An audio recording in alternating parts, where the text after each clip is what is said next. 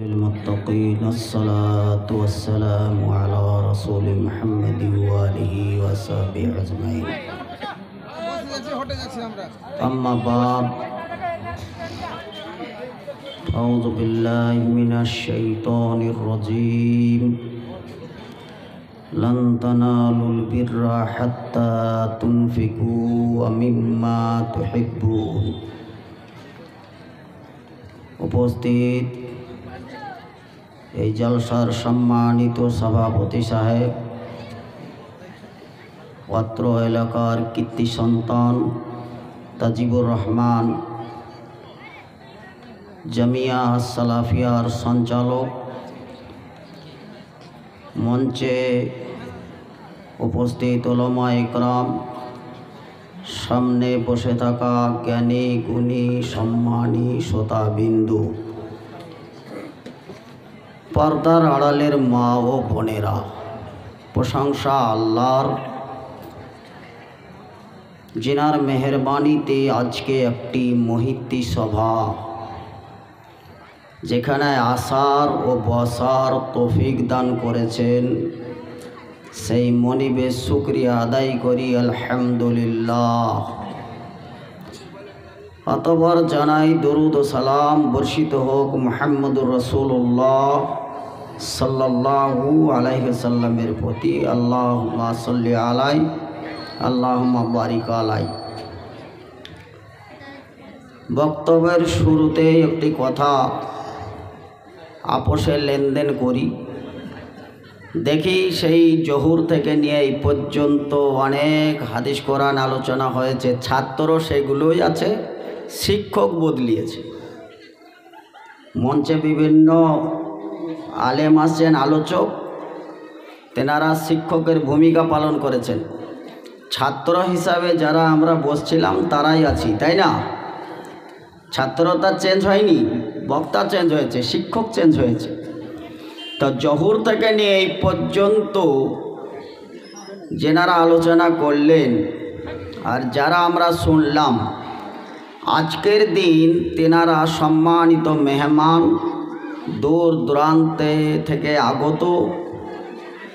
তাজিবুর রহমান ভাই আমার বয়সের অনেক ছোট, আমাকে দেখে এরকম লাগলেও কিন্তু বক্তব্যের ফিল্ডে আমি কিন্তু মুরব্বী।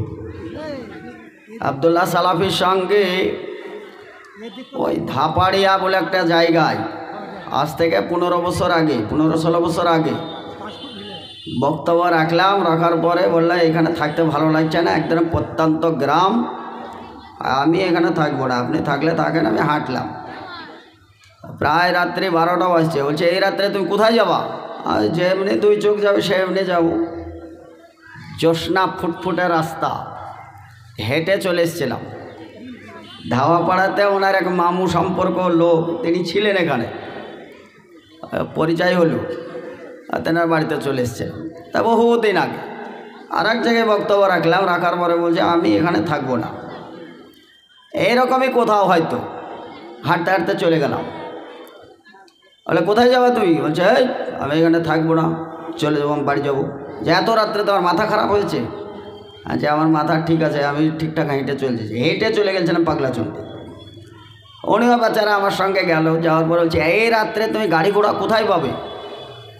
তা বলছে এতক্ষণ যে আল্লাহর কথাগুলো বললাম জনগণের সামনে, তা কোন আল্লাহর কথা বলেছি যে আল্লাহ এইটুকু আমাদের ব্যবস্থা করতে পারবে না? এই ইমানটুকুন নেই? মানে ওনার সঙ্গে আমি বেশি টার্কি করি আর কি। অনেক ফেমাস লোক, দেখে খুব মেজাজি মনে হয়, কিন্তু ভিতরে মিশলে পরে বোঝা যায়। আচ্ছা এইটুকু কথা কি আর আল্লাহ গ্রহণ করবে না? কোনো রাস্তা বেরোবে চলেন। সত্যি সত্যি গিয়ে দেখলাম কালো স্কর্পিও এক যুবক ড্রাইভার এসে একদম গাঁ করে হাতটা এরকম তুললাম, দাঁড়িয়ে গেল। সাদা পাঞ্জাবি টুপিওয়ালাদেরকে এতে তো আর ভয়টাই নেই, এরা তো আর ছুরা চাকু নিয়ে বেড়ায় না যে ড্রাইভারদের দাঁড়াইতে অসুবিধে। পাঞ্জাবিওয়ালাদেরকে দেখলে অনেক রকম হয়। দাঁড়িয়ে গেল। ড্রাইভারটাকে জিজ্ঞাসা করলাম ভাই যাবেন কোথায় আপনি? তো বলছে আমি এক এসপির গাড়ি চালাই, সে ওই ট্রান্সফার হয়েছে শিলিগুড়ি, আনতে যাচ্ছি। আচ্ছা ভাই আপনি শিলিগুড়ি যখন যাবেন তা আমার বাড়ির গুড়ি দিয়েই যাবেন। তা আমাকে আমার নামিয়ে দেবেন বহরমপুরে। ঠিক বহরমপুরে নেমে গেলাম। আল্লাহর মেহরবানি, তাই তাজিবুর ভাইয়ের জন্যে বক্তব্যটুকু রাখলাম। গভীর রাত্রে আল্লাহ যদি ওই স্করপিও গাড়ির ব্যবস্থা করতে পারে, চলমান রাস্তায় আপনি নেমে দেখেন, সেই আল্লাহ আজও আছে, আছে না নাই?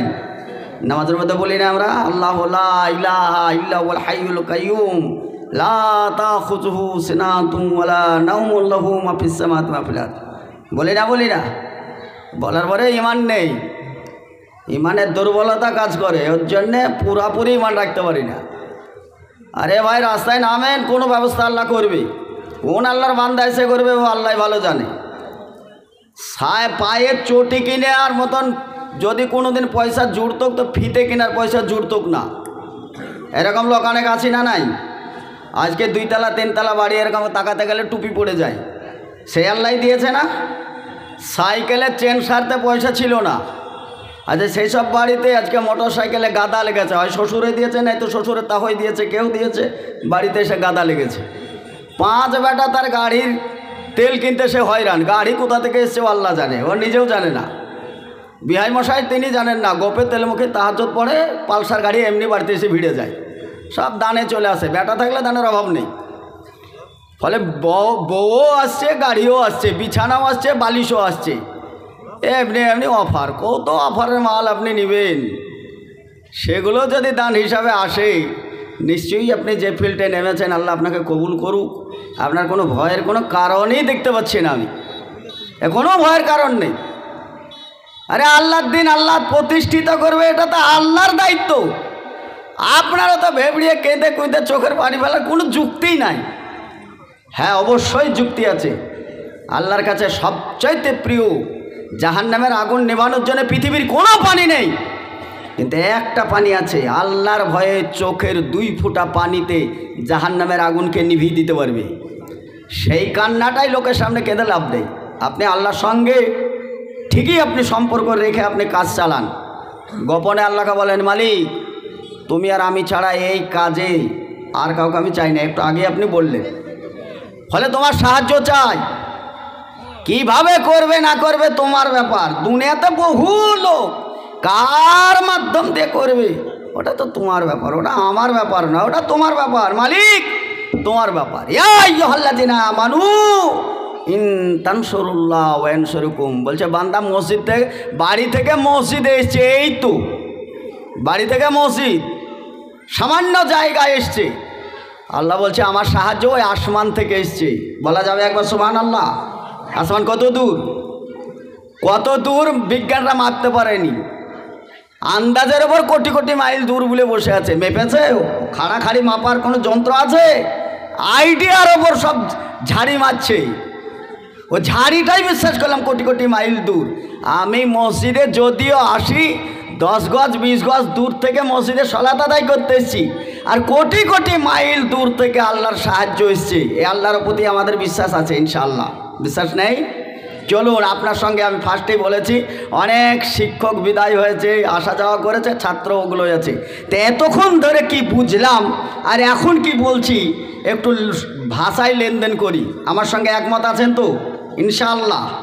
আচ্ছা বলেন, একটি লোক, তাজিবুর ভাইয়ের কথা বলি, আপনাদের সবাইকে চিনছি না, নামও জানি না, এই লোকটার নাম জানছি। ও আমাকে মারতেও পারবে না, আর যদি মারে তো সমানে মারামারি হবে, তো সমস্যা নেই, এই একেই বলছি। এই লোকটি একটা প্রতিষ্ঠান তৈরি করছে, আল্লাহ কবুল করুক। তাহাজ্জুদের সলাতও আদায় করে।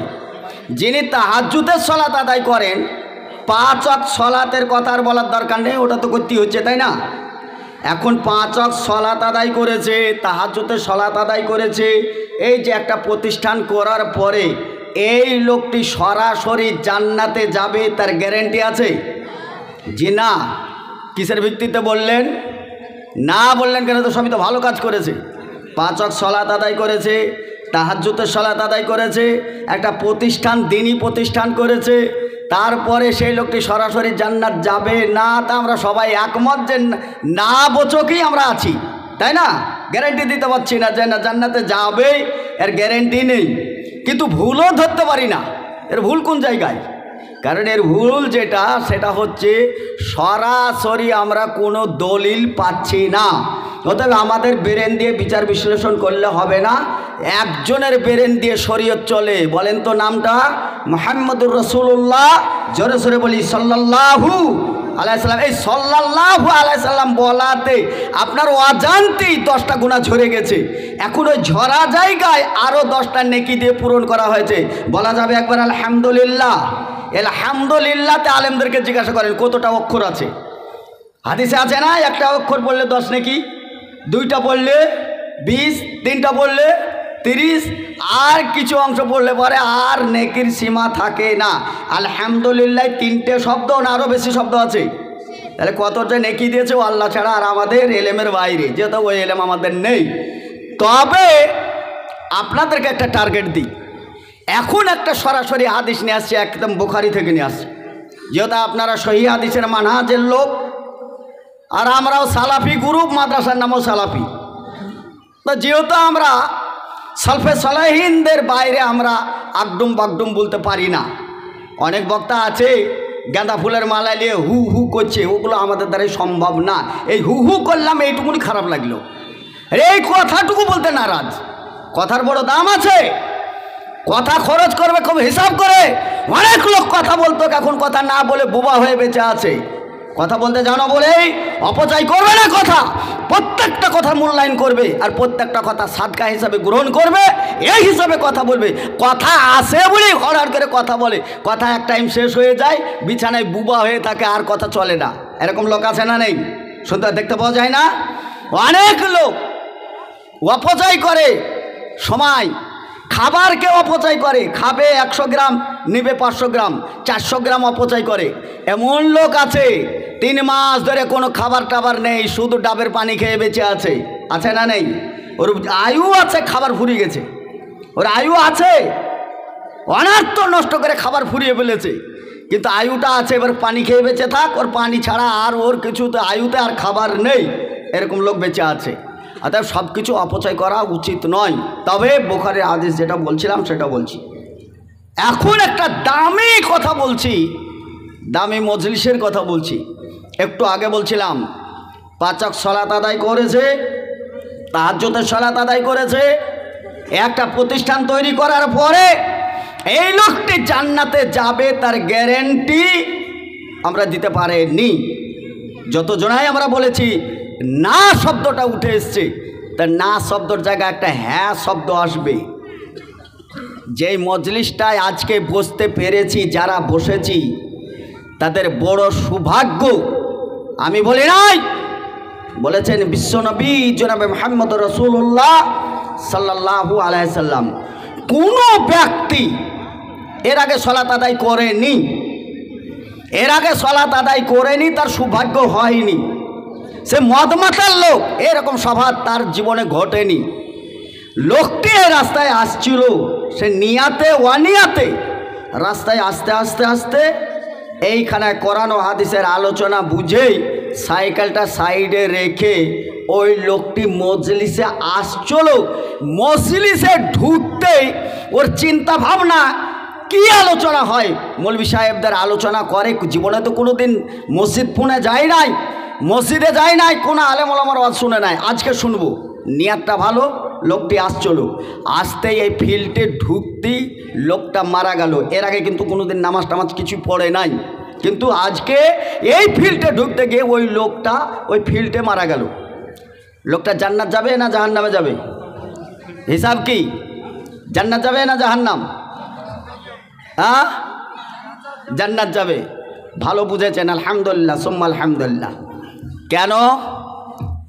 কেন গুরুত্ব এইটা যে তাহাজ্জুদ পড়ে গ্যারেন্টি নেই, আনুষঙ্গিক সালাত পড়ে গ্যারেন্টি নেই, মাদ্রাসা করে গ্যারেন্টি পাচ্ছি না, অথচ ওই লোকটির ব্যাপারে 100% গ্যারেন্টি কি করে দিচ্ছি?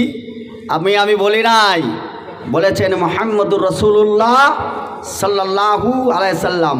তাহলে এই মজলিসটা কত বড় দামি, এবার অঙ্ক করেন কত বড় দামি। এই মজলিসে কেউ যদি আসতে পারে, আর এই মজলিসে যদি তার মৃত্যু হয়, সরাসরি জান্নাতে যাবে, বলেছেন মুহাম্মদ সাল্লাল্লাহু আলাইহি সাল্লাম। তাই মজলিসটা বিশাল দামি না? অনেক দামি মজলিস। অথচ এই মজলিসে অবহেলা করে মানুষ ঘুরে বেড়ায়, মজলিসে বসতে চায় না, জানে না, না জানায়। আমি আপনাদের সম্মুখে কোরআনুল কারীম থেকে আমি একটা আয়াত তেলাওয়াত করেছি। আমাকে তাজিবুর ভাই বলেছে যে আপনার বক্তব্য বিষয়, এই 2 দিন আগে আমাকে বলেছে যে আপনার বক্তব্য বিষয় দানের উপকারিতা বা দান করলে কি হয়। তা এটা শুনে মনে হচ্ছে যে তাজিবুর ভাইয়ের মাদ্রাসার জন্যে এইটা গোয়াদ বেঁধে দিয়েছে ওর উপকারের জন্যে। শুধু ওর উপকার হবে না, আমাদেরও উপকার আছে। পৃথিবীতে সবচাইতে বড় নিকৃষ্ট মানুষ নাম বলেন তো? সবচাইতে নিকৃষ্ট আল্লাহ কোরআন